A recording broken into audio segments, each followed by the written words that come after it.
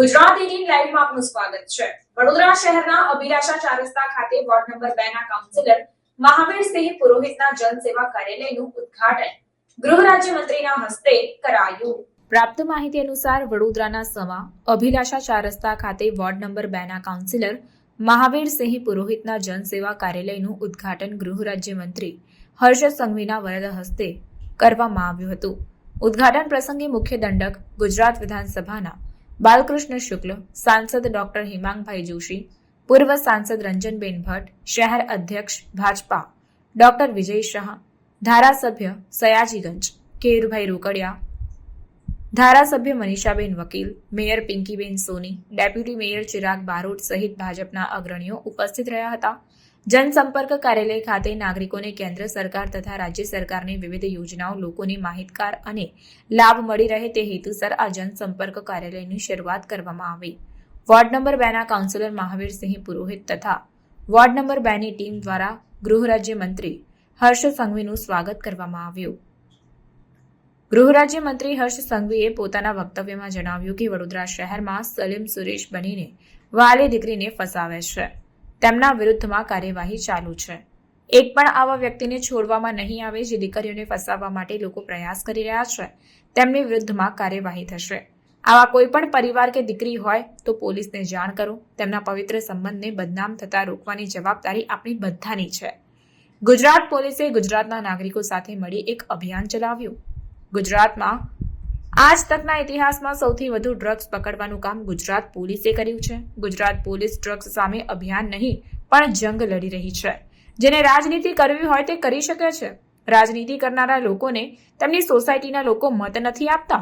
માત્ર 45 દિવસમાં કચ્છ પોલીસે 6 લવ જેહાદના કેસ પકડ્યા છે, જેમાંથી 4 કિશોરીઓ સગીર હતી।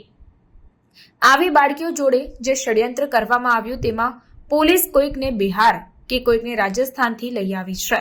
દીકરીઓને તેમના પરિવારને પણ સોંપવામાં આવી છે અને આગળ પણ આવી કાર્યવાહી કરવામાં આવશે તેમ જણાવ્યું હતું। જનસંપર્ક કાર્યાલયના લોકાર્પણ પ્રસંગે આપણી સૌની વચ્ચે ઉપસ્થિત વડોદરા મહાનગર ભારતીય જનતા પાર્ટી અને પ્રજા દ્વારા ચૂંટાયેલા સૌ પ્રતિનિધિઓને હું 2 હાથ જોડીને વંદન કરું છું, સૌને અભિનંદન આપું છું। લોકસભાની ચૂંટણીમાં વડોદરા લોકસભા સીટ દ્વારા ઐતિહાસિક વિજય મેળવવા બદલ વડોદરા ભારતીય જનતા પાર્ટી આખા પરિવારને, વડોદરા લોકસભા વિસ્તારના સૌ નાગરિકોને અને વડોદરા લોકસભા ક્ષેત્રના સાંસદ શ્રી હેમાંગભાઈ જોશીને હું ખૂબ ખૂબ અભિનંદન આપું છું। ભાઈ મહાવીરસિંહજી અને એમના સૌ સાથીઓને મેં કાર્યાલયના લોકાર્પણ પ્રસંગે રિબિન કાપતા કાપતા એમ કહ્યું કે આ કાર્યાલયના માધ્યમથી આ રાજનૈતિક નહીં પણ સેવાકીય કાર્યાલય કઈ રીતે બને તે માટે આપ સૌ કોર્પોરેટરોને હું ખૂબ ખૂબ શુભકામનાઓ આપું છું। વડોદરા નગરમાં ભારતીય જનતા પાર્ટીના સૌ ચૂંટાયેલા પ્રતિનિધિઓ દ્વારા વડોદરાના એક પછી એક મહત્વના પ્રોજેક્ટ પર જે પ્રકારે કામગીરી કરવામાં આવી રહી છે, વડોદરાના સૌ ચૂંટાયેલા પ્રતિનિધિને સંગઠન સાથે મળીને વડોદરા નગરજનો માટે જે પ્રકારે રાજ્ય સરકાર અને કેન્દ્ર સરકારમાં પ્રયાસો કરીને આપ સૌ માટે એક પછી એક મહત્વના વિકાસ કાર્યોને જે રીતે આગળ વધારી રહી છે, મને 100% વિશ્વાસ છે કે જે પ્રકારે વડોદરા એક એજ્યુકેટેડ શહેર તરીકે ઓળખાય છે, દેશભરમાંથી લોકો શિક્ષણ પ્રાપ્ત કરવા માટે વડોદરામાં જ્યારે આવે છે, વડોદરા છેલ્લા અનેક વર્ષોથી આ દેશમાં સૌથી વધારે શહેરની અંદર રોજગારી આપવા માટેનું એક મહત્વનું શહેર સાબિત થયું છે। વડોદરા એ તમામ પ્રકારે જે પ્રકારે વિકાસની દિશામાં આગળ વધી રહ્યું છે, આ દિશાને હજી વધુ ઝડપથી આગળ વધારવા માટે ભારતીય જનતા પાર્ટી અને વડોદરા નગરના સૌ નગરજનો એક ટીમ વડોદરા તરીકે જ્યારે આગળ વધી રહી છે ત્યારે આખી ટીમને હું ખૂબ ખૂબ અભિનંદન આપું છું। જિલ્લાની ભોલી ભાલી દીકરીઓને કોઈ સલીમ સુરેશ બનીને પ્રેમ કરીને પ્રેમના નામને બદનામ કરવા વાળા એક લોકોને પકડવાની કામગીરી ચાલી રહી છે. પ્રેમ એક પવિત્ર શબ્દ છે. પ્રેમ એક પવિત્ર સંબંધ છે. પ્રેમ એક પવિત્ર આત્મીયતા છે. પ્રેમને કોઈ બી પ્રકારે બદનામ કરનાર એક બી વ્યક્તિને છોડવામાં નહીં આવે તે પ્રકારની વ્યવસ્થાઓ આપણે ગોઠવવાની છે.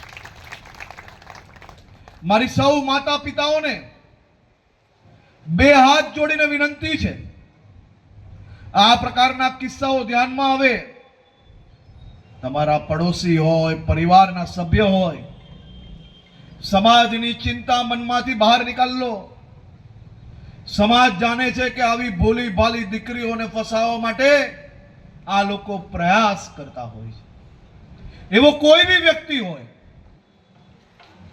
એવા કોઈ બી પરિવાર હોય, જો આ પ્રકારની ઘટના બની અને જો તમને આવી માહિતી મળે તો આજુબાજુમાં લોકો શું ચર્ચા કરે એની ચિંતા છોડીને પોલીસને તાત્કાલિક સંપર્ક કરીને માત્ર એક દીકરી નહીં, આખા પરિવારનું જીવન બચાવવાનું કામગીરી આપણે સૌએ સાથે મળીને કરવાની છે. અને આ પ્રેમના પવિત્ર સંબંધને બદનામ થતા બી રોકવાનું છે અને લોકોના જીવનો બી બરબાદ થતા રોકવાની કામગીરી એ આપણે સૌએ સાથે મળીને કરવાની છે. કોઈ સલીમ સુરેશ બનીને પ્રેમ કરે તો એને છોડશો નહીં, અને કોઈ સુરેશ બી અગર સલીમ બનીને પ્રેમ કરશે તો એને બી નહીં છોડશો. પરંતુ પ્રેમના નામને, પ્રેમના સંબંધને બદનામ થવા નહીં લઈએ. એ આપણે સૌએ સાથે મળીને આ મિશનને સાથે મળીને સમાજની અંદર પ્રેમના પવિત્ર સંબંધને બદનામ થતા રોકવાની જવાબદારી એ ગુજરાત પોલીસ અને ગુજરાતના નાગરિકોની સાથે મળીને છે. અને મને વિશ્વાસ છે કે વડોદરા ભારતીય જનતા પાર્ટીને ચૂંટાયેલા પ્રતિનિધિઓ જાગૃત પ્રતિનિધિઓ છે અને આ સૌ પ્રતિનિધિઓ સાથે મળીને આ દિશામાં કામગીરી કરશે. માત્ર 45 દિવસમાં કચ્છના 6 લવ જેહાદના કેસ પકડીને કચ્છ પોલીસ દ્વારા જે પ્રકારની કામગીરી કરવામાં આવી છે, જેમાંથી 4 બાલિકાઓ તો નાબાલિગ હતી, 18 વર્ષની ઉંમર નહીં થયેલી. અને આવી બાલકીઓ જોડે જે પ્રકારે ષડયંત્ર કરવામાં આવ્યું, એવા બધા જ લોકોને પકડીને પોલીસ કોઈકને બિહારથી લઈને આવી તો કોઈકને રાજસ્થાનથી ને મધ્યપ્રદેશથી લઈને આ બધી જ દીકરીઓને પોતપોતાના પરિવારને સોંપવાની કામગીરી કરવામાં આવી. આ દિશામાં આપણે ગુજરાતભરમાં કામગીરી આગળ વધારીશું. મારી આપ સૌને બે હાથ જોડીને વિનંતી છે કે આ વ્યવહાર, આ સંબંધ અને આ દિશામાં જતા દીકરીઓને રોકવાની બી જવાબદારી આપણી સૌની છે અને સમજ આપવી પડશે. અને એ સમજ થકી આપણે ગુજરાતમાં પ્રેમ નામના શબ્દને, પ્રેમના વ્યવહારને, આ આત્મીયતાના સંબંધને બદનામ થતા રોકવાની એક મુહિમ અભિયાન તરીકે આપણે સૌ લોકોએ આને આગળ લઈ જવું જોઈએ એવી મારી આપ સૌને બે હાથ જોડીને વિનંતી છે. કાર્યાલયનું ઉદ્ઘાટન કરવામાં આવ્યું. આજ રોજ વોર્ડ 2 અભિલાષા 4 રસ્તા ખાતે ભારતીય જનતા પાર્ટી વડોદરા મહાનગરના વોર્ડ 2નું જનસેવા કાર્યાલયનું શુભારંભ આપણા ગુજરાત રાજ્યના ગૃહમંત્રી આદરણીય હર્ષભાઈ સંઘવીજી દ્વારા કરવામાં આવ્યું છે. જાહેર જીવનમાં જનસેવા જે શબ્દ છે, કોઈ પણ પ્રજાના પ્રતિનિધિ ચૂંટાયા પછી પ્રાથમિક કામ જ એમનું હોય કે સરકાર અને સમાજની વચ્ચે સેતુ બનવાનો પ્રયાસ કરે. એ પ્રયાસ કરવા માટે અમે સૌ વોર્ડ 2ના ચૂંટાયેલી પાંખ અને અમારી સંગઠનની ટીમ દ્વારા સતત જે અત્યાર સુધીનો જે અમારો જે વિકાસ અને લોકોની સેવા હતી એને ફરી સરસ રીતે આગળ વધારવા માટે અભિલાષા 4 રસ્તા ખાતે આજે બધા જ વિસ્તારના અગ્રણીઓ, પાર્ટીના બધા જ નેતાઓની સાથે કાર્યાલયને ખુલ્લું મૂકવામાં આવ્યો છે. આપ સૌ વોર્ડ 2ના નગરજનોને હું હૃદયથી આમંત્રિત આપું છું. અમારા કાર્યાલયની આપ મુલાકાત લો. કેન્દ્ર અને રાજ્ય સરકારની જે કંઈ પણ યોજનાઓ છે એ યોજનાઓનો આપણે સમાજને કેવી રીતે માનનીય આપણા સૌના વિશ્વ નેતા કહેવાય એવા નરેન્દ્રભાઈ મોદીજીની પણ એ સૂચના, એ આદેશ હોય છે, એ પ્રયાસ હોય છે કે સરકારની વિવિધ યોજનાઓ છેવાડાના માનવી સુધી પહોંચે.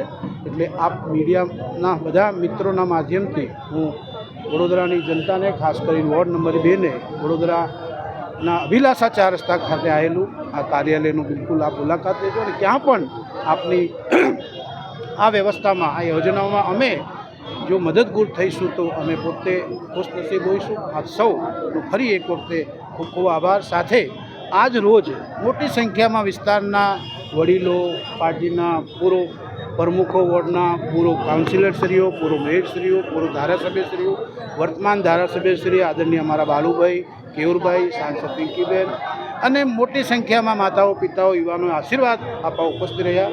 આપણે સૌ સાથે જોડાઈને આવો આપણે વડોદરાને આગળ લઈ જવાનો પ્રયાસ કરીએ.